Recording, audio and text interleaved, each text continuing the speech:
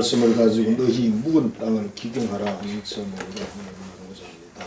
우리 옆 사람 축복하겠는데요.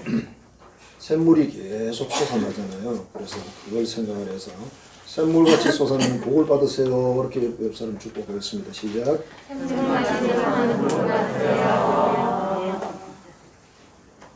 끊이지 않는 복이란 뜻이니까 좋은 겁니다. 형무소를 교화하는 목사님이 계셨는데 강도죄로 6년형을 받은 남자에게 이렇게 이야기를 했습니다. 당신이 여기서 많은 생각을 해보셨지요. 당신이 과거에 저질렀던 잘못을 고치기를 진심으로 바랍니다. 그렇게 권면을 했더니 남자가 이렇게 대답했습니다. 옳은 말씀입니다, 목사님. 내가 여기를 나가서 다음 일을 시작할 때는 반드시 장갑을 끼고 해야 한다는 것을 절대 잊지 않겠습니다. 아마 지문에 걸렸는가 봐요. 회개는 회개인데 아니다. 어느 가정에 애완견이 있었는데 그 집 아들이 애를 데리고 이제 산책도 하고 돌아다니고 이렇게 했는데 어느 날 그냥 산책을 하다가 숲으로 들어가 버렸어요. 그래서 아들이 막 애타게 찾았습니다. 30분을 그 개 이름을 부르면서 숲을 돌아다녔지만 찾아낼 길이 없었어요. 그래서 아이가 집에 풀이 죽어가지고 집에 들어옵니다. 아빠가 이 말을 듣고 차를 몰고 이제 간 겁니다. 가서 소리 질렀어요. 이름도 부르고 휘파람 소리도 내보고 해봤지만 이 개가 나타나질 않아요. 그래서 진짜 포기하고 돌아오려고 하는데 갑자기 개가 나왔어요. 나오는데 보니까 이슬이 젖어가지고 뭐 깨재작에 더럽게 해가 나왔습니다.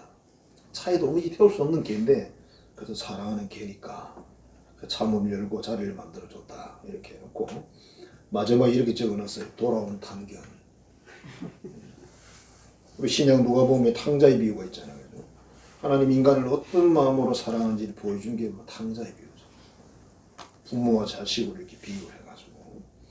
자, 오늘의 말씀은 호세아서인데 호세아서의 내용도 그렇습니다. 하나님을 거역하고 반역을 하고 말 지독하게 안 듣고 세상 사랑하고. 호세아에게 하나님께서는 이런 명령을 내렸습니다. 너는 가서 그 창녀촌에 가가지고 고멜과 결혼해라. 고멜에는 창녀가 있다.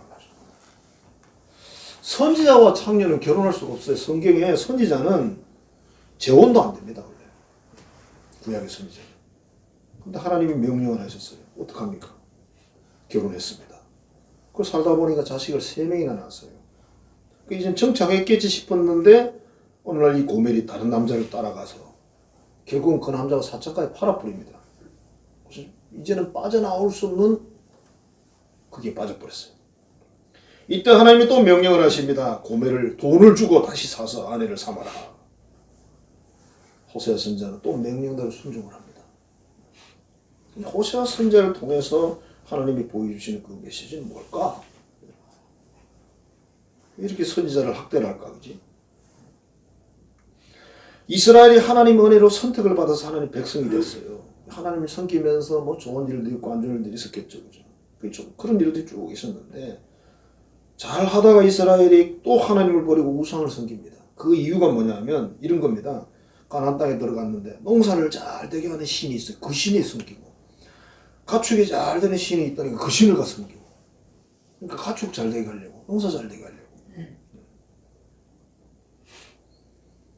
그래서 이 세상의 무슨 이익을 위해서 하나님을 버리고 그 하나님이 애굽에서 인도해내서 여기까지 해서 역사를 이룬 그 하나님인데 그분을 버리고 시궁창에 또 빠졌다는 거예요. 그래서 하나님께서 또다시 값을 주고 사서 당신의 백성을 삼았다. 뭐 이런 이야기인데 지금 우리에게 주는 교훈도 비슷한 거죠. 이 세상에 말하자면 하나님을 거역하고 우상 섬기는 그것을 영적으로 보면 창녀라고 그러잖아요. 그리고 죄짓고 희망 없는 우리를 사랑해서 복음을 전해주시고 또 그 말씀을 지키지 않고 세상을 향해 가는 우리를 위해서 십자가에 예수님이 죽으시고 그래서 우리를 예수님의 신부로 삼았다. 도저히 이거는 자격이 안 되는 거죠. 어떻게 감히 예수님이 신부가 될 수 있겠습니까? 근데 우리는 세상에 아이스크림을 찾고 달콤한 꿀을 찾아서 다 내려놓고 세상을 향해 간다는 거죠. 근데 그 세상이라는 것은 절대 우리에게 희생을 하지 않습니다.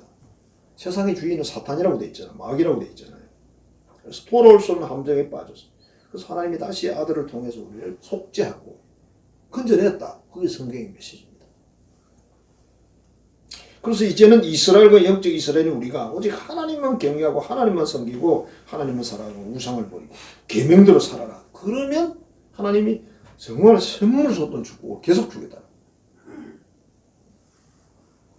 또라는 과정에는 회개가 필요한데 그것을 오늘 본문에서 이렇게 설명했어요.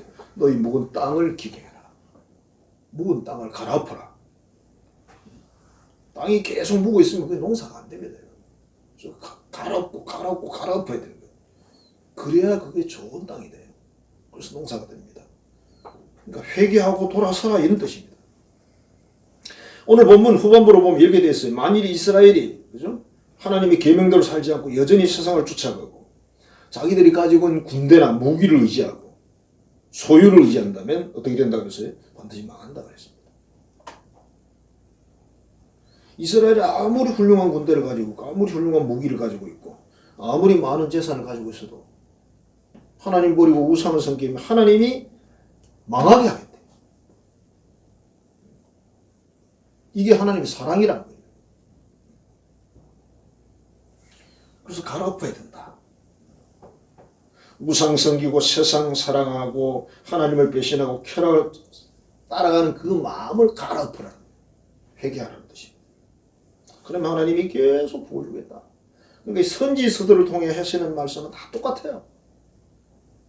회개하고 돌이켜 계명을 지키라. 그래야만 하나님이 너희를 원래 자녀자를 회복시켜주고 모든 복을 주겠다. 이게 전부 선지서들의 메시지입니다. 왜 계속 선지자들이 죽고 새로운 선지자가 일어나는데 똑같은 말을 할까요? 사람들이 똑같이 안 좋은 짓을 하니까 그런 거예요. 똑같이 우상 섬기고 하나님을 배신하니까 그런 거예요. 그러니까 2000년, 3000년 전의 사람이나 지금 사람이나 똑같아요. 우리는 이렇게 생각했죠. 우리는 많이 배웠으니까 그때 사람은 따를 거다. 아니요. 죄 짓는 데는 다 전문가들이십니다. 하나님 말씀 거역하는 데는 더 전문가입니다. 더. 우리가 생각할 때는 성경을 많이 알고 참 요즘 성경 공부 많이 하잖아. 그죠? 우리 대한민국 교회가 성경 공부를 얼마나 했습니까? 많이 알아요. 기도 많이 하고 그렇게 하면 죄를 안 지을 것 같죠. 참 이상하게도 하나님 잘 섬기질 않아요. 최근에 나오는 그런 예언자들의 유튜브를 이렇게 종합을 해보면 이런 말이 메시지가 나와요. 말세가 되면 많은 사람들이 종교를 버릴 것이다. 교회만 그런 게 아니라 불교도 마찬가지예요. 다 그래요. 종교를 버릴 거다. 교회도 떠나갈 거다. 또 어떤 분은 이런 이야기도 해요. 교회도 이제 그냥 왔다 갔다 하는 사람들은 다 떨어진다. 진짜 예수를 믿는 사람이 아니라면 교회에 붙어 있지 않는다. 이런 표현들이 나오거든요. 그만큼 세상이 교회를 핍박하고 신앙생활을 힘들게 하고 그러니까 사람이 힘든 거 싫어하잖아요. 쉬운 거 좋아하잖아요. 그래서 그렇게 된다. 그런 예언들이 한마디씩 툭툭 이렇게 나오거든요. 많이 나오지는 않는데 제가 거기에 상당히 사실은 공감을 하고 있습니다. 아마 그렇게 될 거다. 이미 우리 한국 교회가 6만 교회 중에 40 교회가 예배를 못 드린다고 그랬으니까 안 드리는 건지 못 드리는 건지 모르겠지만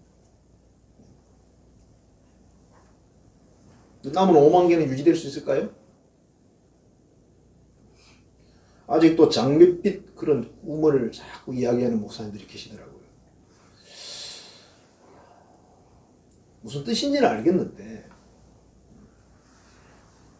글쎄요.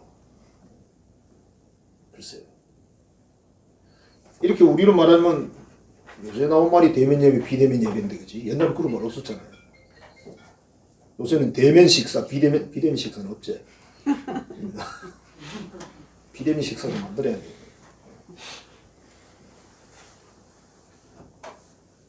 그런 말이 옛날에 없었잖아요. 자, 어떤 땅을 갈아엎을까? 첫 번째로 지식의 모은 땅을 기경하자, 갈아엎자. 고린도전서 8장 1절입니다. 지식은 교만하게 하며 사랑은 덕을 세우나니. 여기 지식이란 말은 어떤 정보를 이야기하는 건데 여러분 우리 개인이 가지고 있는 정보라는 게 그리 많지 않아요. 근데 본인들은 자기가 가진 경험과 지식이 전부라고 생각을 해서 막 주장을 하는 거예요. 성경 말씀을 가지고 막 싸운 다투는 사람들 보면 자기 아는 지식 가지고 주장합니다. 자기가 아는 성경 가지고. 근데 뭐라고 해요? 지식은 교만하게 한대요. 지식을 많이 가졌다고 생각하는 사람들은 교만하답니다. 그러나 사랑은 덕을 세운다. 우리가 가족관계를 생각해 보면 사랑으로 해야지 지식 가지고 가족관계 유지 못합니다. 부부간에요. 지식 가지고 싸우잖아요. 오래 못 살아요. 그냥 사랑해야지.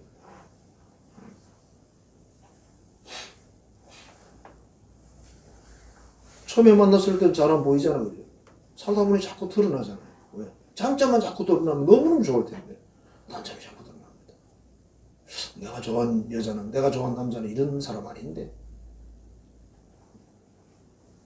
근데 포기하세요. 그런 남자 그런 여자 없어요. 여행가 가서 그렇더라 보니까. 이런 남자 저런 여자 그러대. 없어. 그리고 가장 중요한 것은 나같이 똑같은 생각을 가진 여자를 만나면 이런 남자 입장에서 행복할까? 아니거든요. 그런 남자도 없고 그런 여자도 없고. 그래서 뭐라고요? 사랑은 덕을 세운대요. 교회 안에서도, 가정에서도, 삶의 자리에서도. 내가 알지만 충고를 하고 싶지만 굉장히 조심스럽게 해야 돼요. 내가 알아. 근데 자꾸 이야기를 하다 보면요. 잔소리가 돼버려요. 잔소리는 안 들어요. 안 들으면 흔들리잖아. 상대방이 안 듣는 소리를 자꾸 하는 것은 참 힘든 일이잖아요. 그래서 몇 번 해보고 안 듣거든 그 다음부터 안 하셔야죠. 어차피 안 들을 건데. 이게 참 힘든 일인데 나는 정말 너무 사랑해. 정말 도와주고 싶어. 근데 상대방이 안 들어. 그럼 방법이 없죠. 고린도전서 8장 11절입니다. 너희의 지식으로 그 믿음이 약한 자가 멸망하나니. 나의 짧은 지식으로 막 열심히 충고를 했어요. 근데 그 사람이 망한대요. 왜? 잘못 가르쳤어요. 잘못 인도를 했습니다. 왜? 내 지식이 짧아.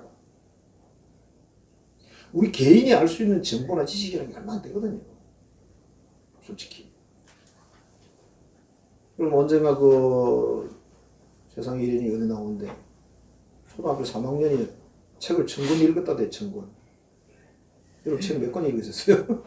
초등학교 3학년 1000권 읽었대. 그게 부모는 가는데 꼼짝 못합니다. 부모라면 가르칠 거야.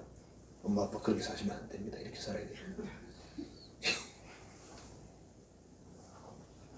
그러면 그 아이가 가진 그 3학년에 그 아이가 가진 1000권의 지식은 대단한 걸까요? 아닙니다. 시립도서관에 가보세요. 책이 얼마 있는지. 이 세상에 가장 위험한 사람이 누군지 아세요? 책 한 권밖에 안 읽은 사람이랍니다. 책 한 권. 근데 성경은 여러분 66권이라 다행히. 성경 읽은 한 권이 아닙니다. 66권인데 그럼 성경만 읽으면 안 되죠. 성경에 대한 책들이 많이 있잖아요. 책도 읽고 또 말씀도 듣고. 이 설교라는 게 중요한 게 뭐냐면 그런 많은 책들을 읽어가지고 여러분들에게 말씀을 전하잖아요. 여러분도 책을 안 읽어도 제가 열심히 책을 사가지고 읽고 흡수를 해서 꿀을 만들어서 이렇게 드리는 거죠. 벌을 키워보면 아는데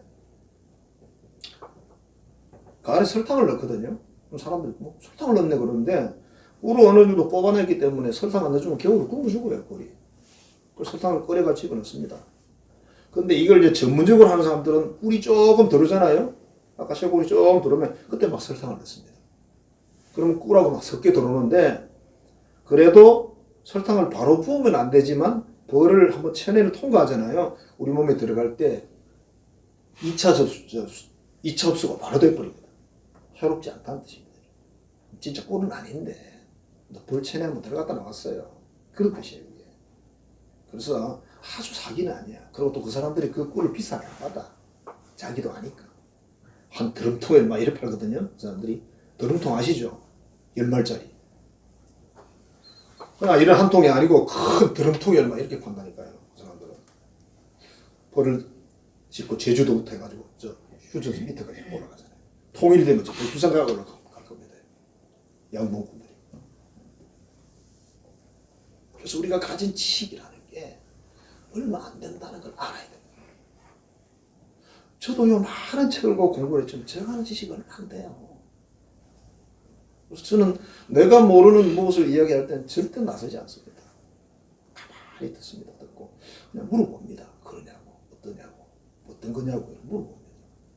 그럼 내가 아는 지식을 그게 이제 섞어가지고 그 말이구나, 그 말이구나 그렇게 이해를 하는 거죠. 그 사람하고 난 몰라요. 제가 차를 벌써 운전을 수십 년 했지만 전 차에 대해서 잘 모릅니다. 차 소리가 이상하고 좀 이상하네. 그렇게만 알지 어디 고장난지 몰라요. 알 필요도 없어. 가면 그분들 다 알아서 해주는데 뭐. 그 공부 다 해서 이러면 고치려고 그러면 차를 어떻게 타겠어, 그죠? 너무 감사해요. 카센터가 있는 게 너무 감사해요. 거기 가면 얼마나 또 좋아하는지, 그죠? 카센터 가면 좋아해요, 그분들이. 그래가지고 뭐 이거저거 뭐 알겠습니다. 쫙 고쳐놓잖아요. 나는 그냥 기름만 넣고 타면 되는데 뭐. 제가 거기 가 절대 아무 말도 안 합니다. 이게 이런데 어떻게 하면 좋아요? 그렇게 말하지. 기사씨 이건 이렇게 했어요. 저건 저렇게 해서 그렇게 말 안 합니다. 왜? 좀 몰라요. 지난번에 한번 어떻게 했는데 바람이 막 너무 세게 불어가지고 차문이 막 안 닫히는 거야. 뭐 삐끗했나 봐. 그래가지고 갔더니 드라이버 하나 딱 들고 와가지고 꽂아가지고 삥 돌리더니 올라타가지고 낑낑낑 하더니 끝났습니다. 되지요, 목사님? 예. 감사합니다. 돈 줄 것도 없어, 그거는. 왜? 드라이버 하나 가지고 끼가지고 이거밖에 안 했기 때문에. 단골센터는 돈 안 받죠, 그죠? 자, 여러분. 우리의 모자란 지식, 무지한 지식이 다른 사람을 망하게 한대요. 형제를 망하게 한대요. 자매를 망하게 한대요. 그리고 잠언 18장 12절 이렇게 말합니다. 사람의 마음의 교만은 멸망의 선봉이에요.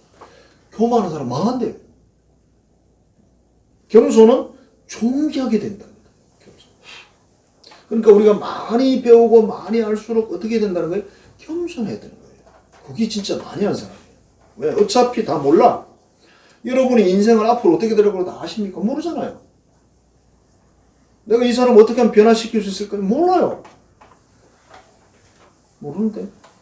난 어떻게 변화시킬까요? 모르는데요. 그럼 네 아는 거 뭐냐? 몰라. 제가 종종 그런 얘기 했잖아요. 우리 친구 목사님 이야기 했잖아요. 자기 사촌인지 육촌인지 누가 뭐 일본 와세다 대학을 나갔대요. 굉장히 센 데잖아, 그죠? 얼마나 세면 와세다겠습니까? 와세다 대학인데 옛날에 우리 그 일제시대 때 와세다 대학이 최고였어요. 그래서 일본 유학 가고 그랬잖아요. 근데 거기 나온 분인 거야. 그러니까 많이 알지. 공부도 많이 했고. 그러니까 좀 잘난 척 했나 봐. 그러니까 이 친구 속이 뒤틀려가지고 A4 용지 하나를 주면서 그래 뭐 많이 아시는 모양인데 아시는 거 한번 다 적어보세요 그랬대. 기발하잖아. 아니 무슨 아는 걸 A4 용지에 다 적어? 여러분 아는 거 적으라면 뭐 적으실 것 같아요? 좋을 게 없어요. 생각해보면 아는 게 없거든. 자기 인생도 몰라. 아는 게 없어요. 여러분. 정말 많이 아는 사람은 겸손합니다. 모르는 걸 많이 알거든요. 그래서 소크라테스 그런 말이 무지지란 말이 있거든요. 소크라테스 계속 질문을 해가지고 상대방이 나는 바보구나 그걸 알도록 질문해. 그게 무지지라는 거예요. 내가 정말 많이 모르는구나 그걸 아는 사람이 지혜로운 사람이래요. 이해가 돼요? 또 소크라테스의 유명한 말 자기 말은 아닌데 너 자신을 알라. 우리 모르는 거 너무 많아요. 왜 사람들은 아는 척 할까요? 내 분야에 대해서는 좀 알 수 있겠죠. 그죠? 그러나 그 분야도 사실은 다 아는 건 아니에요. 제가 목회를 수십 년 했잖아요. 그럼 내가 목회에 대해서 잘 아냐? 아닙니다. 잘 모릅니다. 목회도 너무 다양한 방식으로 하기 때문에 잘 몰라요. 그러나 설교라는 것은 어느 정도 중심점이 있어요. 설교는 제가 알아요. 중심점이 있기 때문에. 고린도전서 8장의 논제가 뭐냐면 우상의 제물을 먹을 수 있나 없나 이런 논제거든요. 결론은 이겁니다. 우상의 제물을 먹어도 괜찮은 믿음 있는 사람은 괜찮은데 먹을 수 있지만 그 사람이 먹는 것을 믿음 없는 사람이 봤어. 그 사람도 따라 하다가 그 사람이 시험에 빠질 수 있다. 그러면 안 먹어야 된다. 왜? 그 사람을 위해서. 나는 괜찮아. 그 사람 위해서 먹지 말라는 거예요. 제가 일본에 그 얘기를 했어요. 내가 만약 정광서 절에 가 절밥 얻어먹으러 갔어요. 이중근 목사가. 거기가 또 앉아있습니다. 사람들, 동네 사람들, 목사님도 오셨네요. 인사하겠죠, 그지? 이 동네 사람 많이 알잖아요. 수십 년 살았으니까. 저는 거기 가서 절밥 얻어먹어도 괜찮아요. 예수님도 축사하게 하면서 먹으면 되니까. 근데 그것도 모르는 교회 나온 지 얼마 된 사람이, 목사님들 뭐 나도 가서 얻어먹어볼까? 얻어먹었는데 체했어. 왜? 귀신의 능력이 왔거든. 그 사람이 그 유혹을 받아가 잘못되면 내가 책임져야 된다.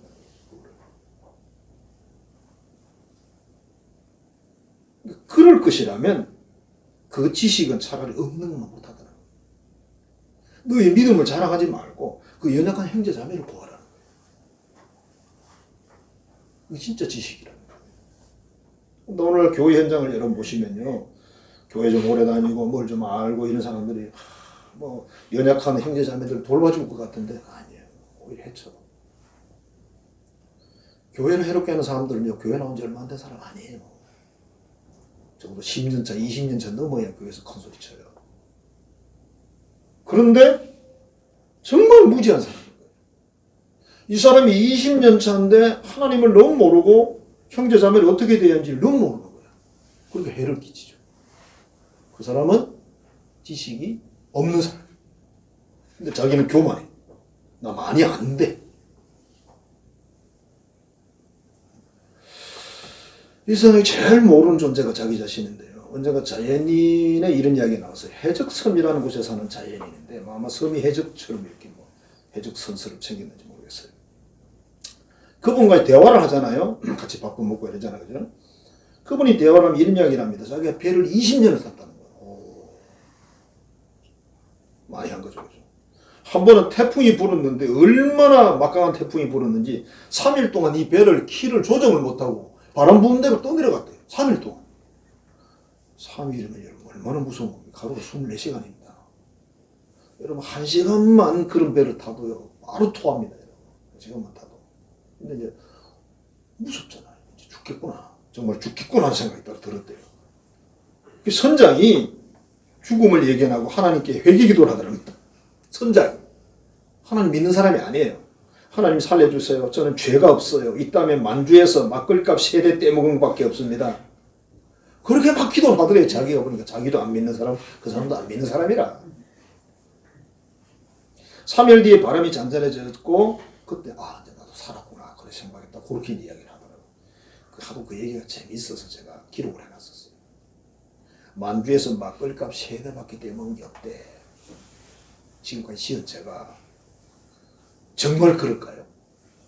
아니지. 많은 죄들이 있죠. 그래서 우리의 작은 지식이, 무지한 그 작은 지식이 결국은 어떻게 한다? 나를 해치면서 남을 해친다. 교회 안에서요, 저 그런 거 봤어요. 교회 안에 평신도 지도자들이, 제가 직분 일부를 말하는 겁니다. 평신도 지도자들이 청년들이 조금 이상한 행동을 하면 막 성토를 해요.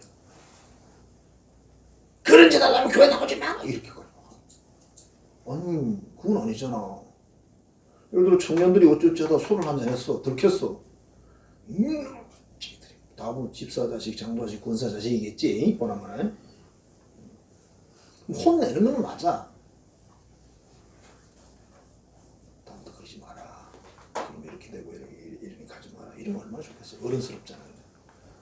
아이고, 그게 아니야. 그러니까 청년들이 상처 주고 교회를 나가버리잖아. 누가 책임져? 알고 보면 자기 자식이 원흉이야. 알고 보면 내 자식이 원흉이라고요. 내 자식이 그 유혹을 했다고요. 결국. 재밌어요. 그것도 보면. 교회도 보면 계급이 있어. 목사 자식, 장로 자식, 권사 자식이 주도를 해요. 뭐를? 나쁜 일도. 기가 찬 거죠.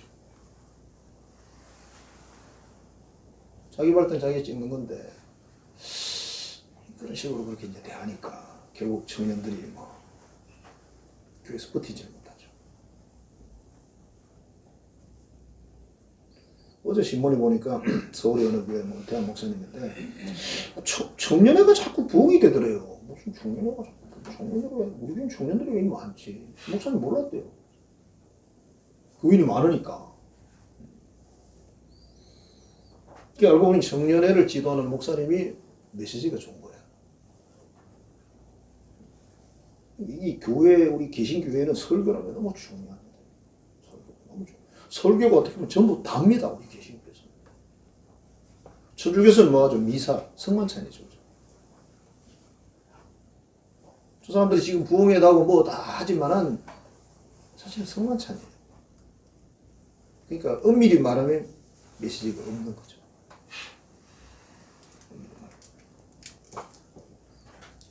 자, 그래서 우리 지식의 묵은 땅을 기경하자 그랬는데 내 부족, 모자란, 무지, 무능을 알자는 겁니다. 그걸 회개하라는 거예요. 잘난 척할 이유가 없어요. 또 지식의 교만은 다툼을 일으킨다. 잠언 13장 10절입니다. 교만에서는 다툼이 일어날 뿐이다. 권면은 듣는 자는 지혜로운 자다 그랬어요. 교만한 자는 권면을 안 들어요. 권면을 듣는 자는 지혜롭다. 따라서 충고를 듣고 말씀을 듣고 받아들이고 수용하고 끊임없이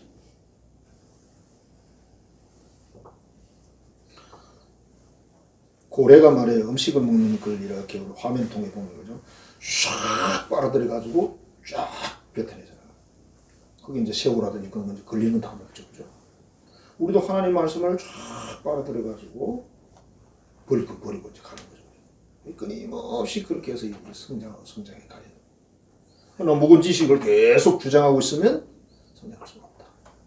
자, 그 다음에 마음의 묵은 땅을 기경하라고 했어요. 변화입니다, 변화. 변화와 변질은 다르죠. 김치를 여러분 담갔는데, 맛이 잘 들었는데 그 변화된 거예요. 맛이 이상해, 변질된 겁니다. 그래서 보면 자연이 보면 3년씩, 5년씩 뭐 땅에 묻어놓대요. 우리 어릴 때 그런 김치는 못 먹어봤는데, 왜 그렇게 안 하고 1년이면 끝나거든요, 김치가. 어떤 음료를 우리가 제조하는데 이것저것 넣어가지고 막 섞습니다. 섞어야 그 어떤 본인의 맛이 나오기 때문에 그래요. 근데 가만 놔두면 자기들끼리 있겠죠. 뭉쳐 있겠죠. 이 변화라는 것이 이 많은 것들이 들어와가지고 거기에서 그르고 걸러서 이제 변화가 되는 건데, 변화는 점점점 좋은 방향으로 성장하는 걸 변화라고 이야기를 합니다. 우리가 신앙의 연조가 깊어질수록, 성경을 많이 읽을수록, 기도를 깊이 할수록 점점 변화돼요. 변화가 많이 된 사람 만나면 대화를 하잖아요. 마음이 편합니다. 마음이 편해요. 좋아요. 근데 변화가 안 된 사람하고 대화하잖아요. 숨이 턱턱 막힙니다. 왜? 말귀를 못 알아요. 독일어를 안 했거든요. 일본어를 안 했어요. 근데 못 알아들어요. 귀가 어둡다는 뜻이 아닙니다. 자, 지식이라는 것은 어떤 정보인데, 지식은 뭐 수많은 정보들을 이렇게 받아들이는 거예요. 근데 이전 것만 딱 마음에 주장하고 받아들이고 나머지를 버린다면 그걸 우리는 보통 이제 고집이라고 그렇게 이야기합니다. 그건 아니죠. 참 안타까워요. 저도 책을 많이 공부를 많이 했지만 좀 모자라는 건 너무 많거든요. 그래서 언제든 열어놓고 있어요. 들어보고 분석해보고 해보지. 그거 아니야 이러진 않아요. 자, 하나님이나 하나님의 능력, 하나님의 계명을 믿고 순종하는 것은 그렇게 하셔야 돼요. 왜? 하나님은 아주 꼴통보수로 신앙생활을 하셔야 됩니다. 꼴통보수로. 절대 요령을 부리면 안 됩니다. 진보 그런 소리 하시면 안 됩니다. 하나님은 진보 없습니다. 십계명에 어디 진보가 있습니까? 여러분? 진보 없거든요. 보수, 꼴통보수든 알통보수든 뭐 꼴보수든 뭐 신앙생활은 보수적으로 하는 거지. 신앙생활을 무슨 진보적으로 자기 마음대로 해석해서 이건 아니죠. 그러나 우리가 신앙의 생활이나 사회 현장이나 이런 곳에서는 아니다. 지식을 받아들이고 수용을 해야죠. 인생의 마음도 변화가 돼야 돼요. 변질 말고 제가 이번 구중에 패밀리맨이라는 영화를 봤는데요. 우리 동생이 또 영화를 잘 또 이렇게 고르던데, 패밀리맨 번역을 하면 가정적인 남자 뭐 이런 뜻이에요. 가정적인 남자 그냥 번역을 하면 좀 뭐 영화 내용을 모르니까 그냥 봤어요. 봤는데 뭐 처음엔 정신이 없더라고. 이게 어떻게 생겼는지 몰라가지고. 원래 외국 영화는 좀 갈팡질팡 그렇거든요, 시작이.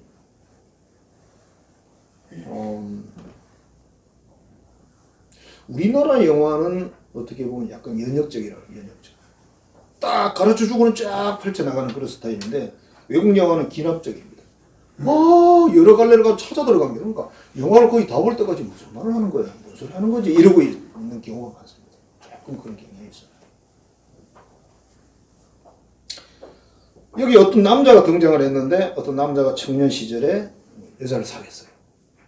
너무 사랑했어요. 근데 남자는 세상에 성공이 하고 싶었어요. 그래서 뉴욕으로 떠나려고 했어요. 여자가 자기야 그러지 말고 결혼해서 여기서 살자 사정을 했어요. 남자가 듣지 않고 뿌리치고 여자를 그렇게 가버립니다. 가서 정말 이 사람은 미국 뉴욕에서 잘 나가는 금융계의 CEO가 됐어요.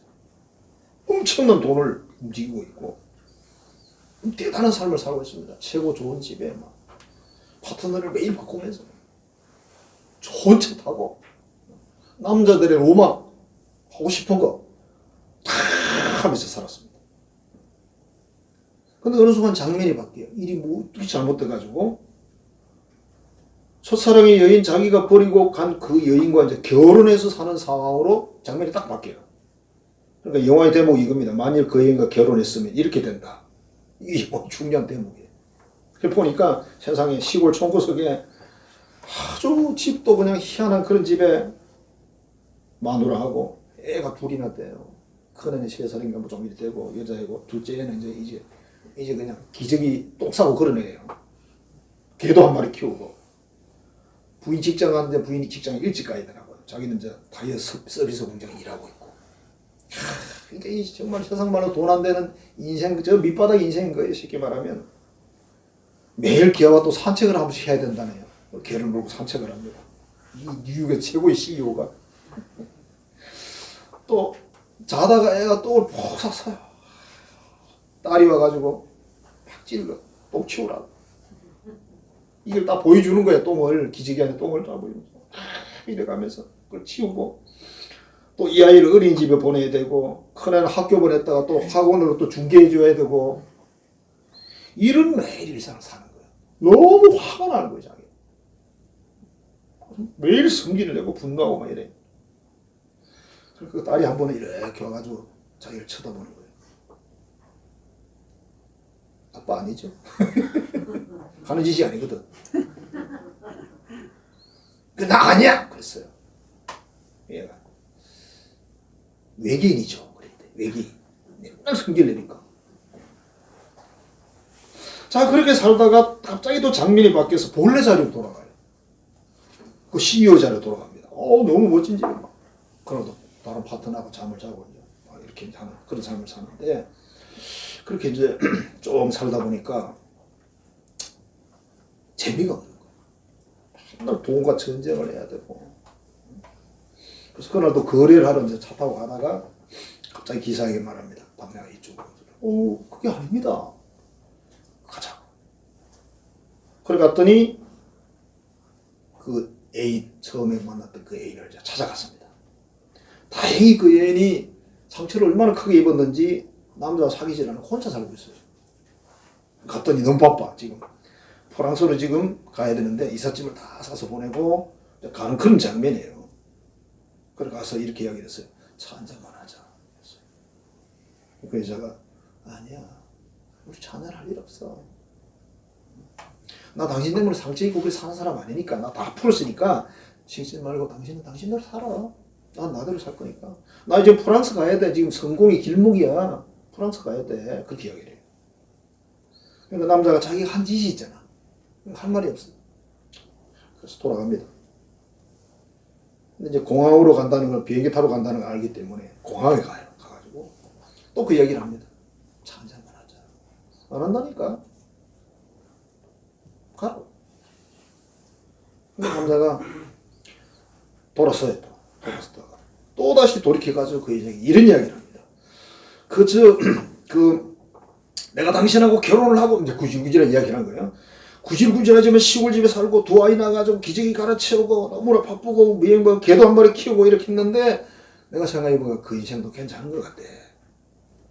그렇게 이야기했어요. 그 여자가 눈빛이 더 바뀌어요.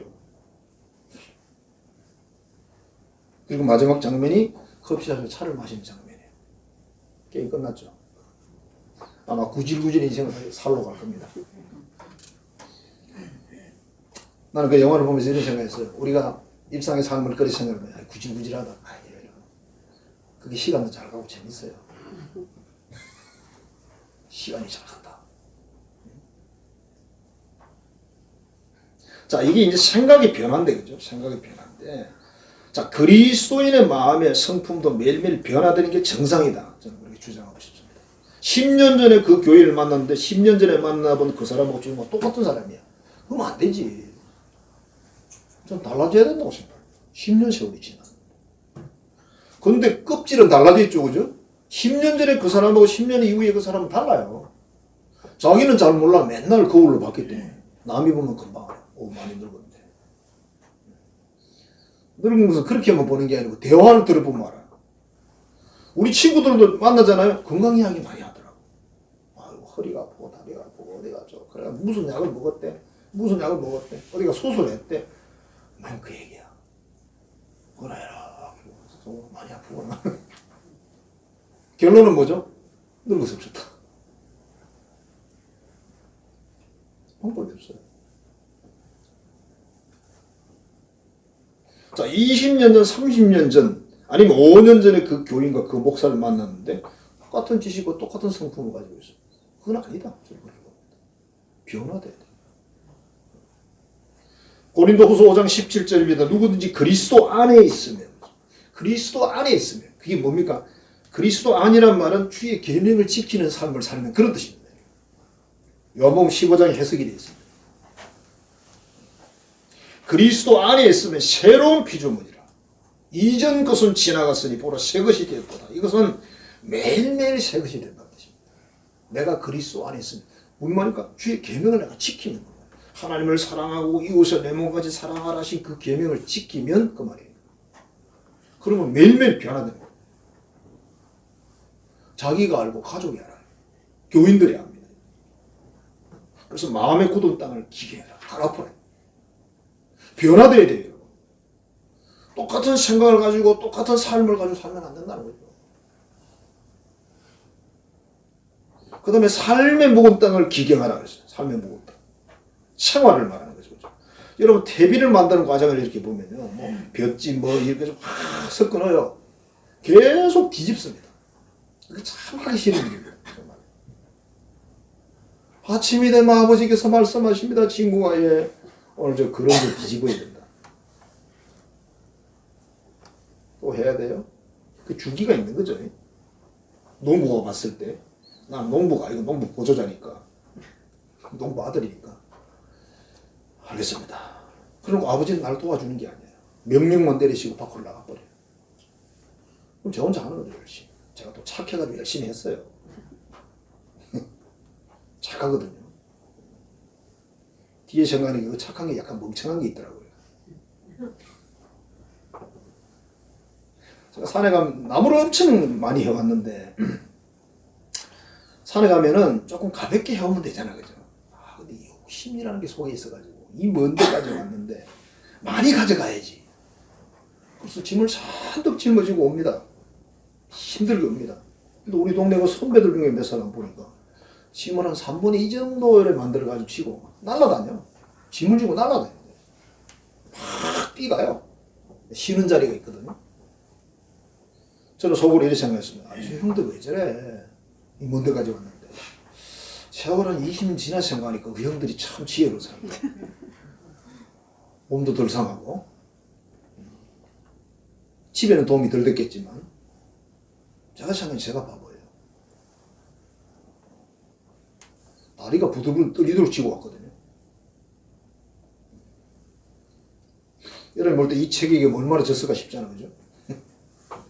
많이 져요. 자, 땅을 갈아엎는 과정도 그렇습니다. 게으른 사람은 봄에 땅을 갑니다. 그러나 부지런한 사람은 가을에 갑니다. 가을에 농사 짓고 나서 땅을 갈아엎으면 겨울에 햇빛이 들어가고 바람이 불고 비도 오고 눈도 오고 이러면서 그게 산소가 들어가고 그 모래가 부스부스하게 부서져요. 그래서 이 모든 것이 되면서 아름다운 토양이 됩니다. 가을에 갈아야 돼요.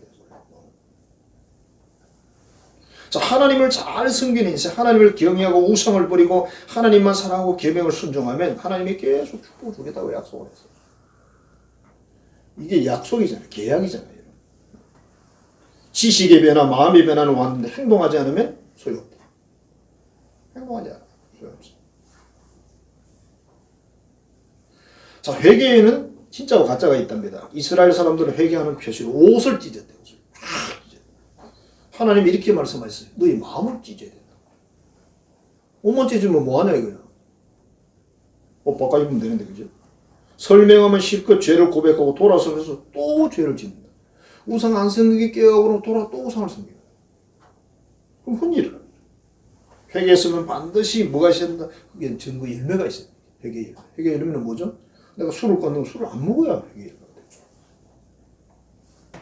담배를 안 피워야 회개 열매가 되는 거예요. 공부를 안 하던 학생이 공부를 열심히 해야 회개 열매가 되는 거죠. 그죠? 신앙생활을 대충 하던 사람이 부지런히 신앙생활하는 그 회개 열매예요. 막 은혜 받아가지고 보니까 부흥이 안 돼서 제일 은혜를 많이 받았던 거예요. 부흥이 안 돼서. 요즘 부흥회를 거의 못 하잖아요. 자, 그래서 오늘 본문에 하나님 이렇게 말씀하십니다. 선한 씨앗을 심어라. 이내 사랑의 열매를 거두라. 묵은 땅을 기경해라. 여호와를 찾아라. 그 때를 놓치지 마라. 때를 놓치지 마라. 때가 있다. 때가. 기회가 있대요. 범사에 때가 있나니 그랬잖아요. 다 때가 있는 거예요. 뭘 해도 그렇습니다. 때를 놓치면 후회한다. 열천의 비유에 보면 5명은 기회를 잡았지만 5명은 기회를 잡지 못했어요. 베드로는 예수님을 3번이나 모른다고 부인했지만 예수님 만났을 때 회개했잖아요. 그래서 돌이켰어요. 가룟 유다는 예수님이 몇 번 경고를 했지만 기회를 놓쳤어요. 안 잡았어요, 본인이. 십자가의 한편 강도는 그 짧은 시간에 기회를 잡아서 천국으로 들어갔습니다. 보통 이야기가 아니죠. 가장 부러운 사람. 지 할 거 다 해보고 마지막에 죽기 전에 예수님 옆에 있어가지고 한마디 했더니 예수님 네가 오늘 나와 함께 낙원에 있으리라. 천국으로 뿅 하고 갔습니다. 그냥. 너무 부럽대잖아요. 전도 한 번도 안 해보고 아무것도 안 해보고 기도지가 해봤나 무슨 교회를 나와봤나. 지식의 묵은 땅. 내가 가지고 모자란 지식.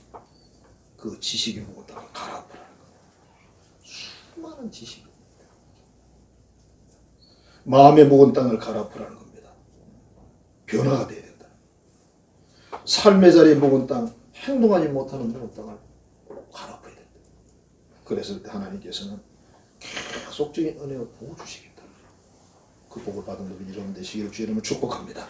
기도하겠습니다. 아버지 감사합니다. 사랑합니다. 오늘도 귀한 말씀을 주셨습니다. 호세아서를 통해서 끊임없는 하나님의 사랑을 말씀하시고 그 하나님 앞에 나와서 기도하고 돌이켜 회개하고 오직 하나님만 섬기고 하나님만 사랑하고 이웃에게 공의롭게 아름답게 대하고 그렇게 했을 때 하나님이 끊임없는 축복을 주시겠다고 약속을 하십니다. 우리 한성 가족들 모두가 이와 같은 축복의 사람이 되게 해 주옵소서. 예수님 이름으로 기도하옵나이다. 아멘. 이제는 우리에게 항상 좋은 것을 준비하시고 허락하신 우리 구주 예수 그리스도의 은혜와 하나님의 크고 극진하신 그 사랑하심과 성령님의 교제하심과 도우시는 역사가 오늘 하나님 말씀을 듣고 마음과 지식과 삶을 기경하여 하나님이 기뻐하시는 영적 옥토를 만들고 놀라운 축복을 선물 쏟듯 끊임없이 받기로 결단하는 하나님의 모든 자녀들의 머리 위에 이제로부터 영원토록 함께 하시기를 간절히 축원하옵나이다. 아멘.